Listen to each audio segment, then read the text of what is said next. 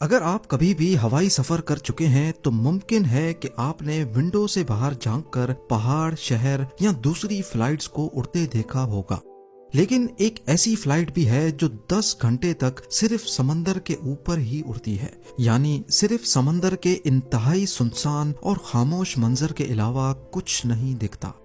دنیا میں صرف چند ایسے فلائٹ روٹس ہیں، ان میں سب سے زیادہ خوفناک اور اکیلا روٹ ہے ساؤتھ پیسیفک اوشن کا۔ یہیں پر موجود ہے دنیا کا سب سے اکیلا اور ریموٹ حصہ جسے پوائنٹ نیمو کہتے ہیں۔ لاٹیم ایئر لائنز کی فلائٹ 800 جو آسٹریلیا سے چلی تک جاتی ہے، یہ اسی بے پناہ تنہائی کے پاس سے گزرتی ہے۔ یہ فلائٹ پوائنٹ نیمو کے قریب سے گزر کر جاتی ہے، جہاں سے قریبی زمین ہزاروں کلومیٹرز دور ہے۔ پوائنٹ نیمو اس قدر دور ہے کہ ہوائی جہازوں کو ہدایت دی جاتی ہے کہ وہ اس مقام سے کم از کم 400 میل دور رہیں، ورنہ کسی ایمرجنسی کی صورت میں سگنل بھیجنا یا ریسکیو پانا ناممکن ہو سکتا ہے۔ پوائنٹ نیمو کا دوسرا نام ہے اوشینک پوائنٹ آف ان اسیسیبلٹی، جو زمین سے 2688 کلومیٹر ہر طرف سے دور ہے۔ اگر کوئی پلین اس جگہ کے بالکل اوپر سے گزرے اور کسی آفت کا شکار ہو جائے تو اس کا ایمرجنسی سگنل بھی کسی ریڈار کو ریسیو نہیں ہوگا۔ نہ کوئی گراؤنڈ اسٹیشن، نہ کوئی ریسکیو ٹیم، اور نہ ہی کوئی لینڈ ماس اتنا قریب ہوگا کہ مدد مل سکے۔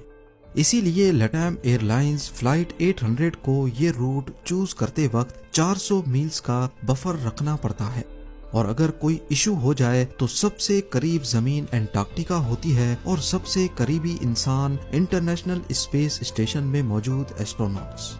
آسٹریلیا کی کوانٹس ایئر لائن بھی اپنے بوئنگ 7879 ڈریم لائنر کو سڈنی سے سینٹیاگو تک اسی روٹ پہ چلاتی ہے، اور یہ روٹ انٹارکٹیکا کی کوسٹ لائن کے اتنا قریب سے گزرتا ہے کہ اگر کسی ایمرجنسی میں لینڈنگ کی ضرورت ہو تو میک مرڈو اسٹیشن ہی آخری آپشن ہوتا ہے۔ لیکن یہ اسٹیشن بھی پرماننٹلی انہیبیٹڈ نہیں ہے۔ سردی کے موسم میں یہاں صرف 200 لوگوں کا چھوٹا سا میڈیکل یونٹ ہوتا ہے۔